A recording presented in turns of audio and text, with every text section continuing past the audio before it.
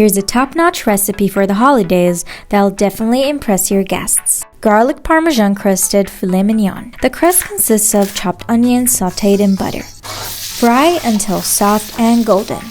Add in some minced garlic, then transfer to a bowl. Add softened butter, Parmesan cheese, and almond flour. Mix until a crumb forms, then set aside. Season 4 beef tenderloin pieces with salt and pepper, then sear them on both sides in a hot skillet. Top each of them with the Parmesan crumb, then transfer the skillet to a preheated oven. Bake for 5 minutes or more, depending on how cooked you want your steaks. Transfer the steaks to a serving plate and rest for 5 minutes. Finally, garnish with chopped parsley. Enjoy this restaurant quality dish with your choice of sides.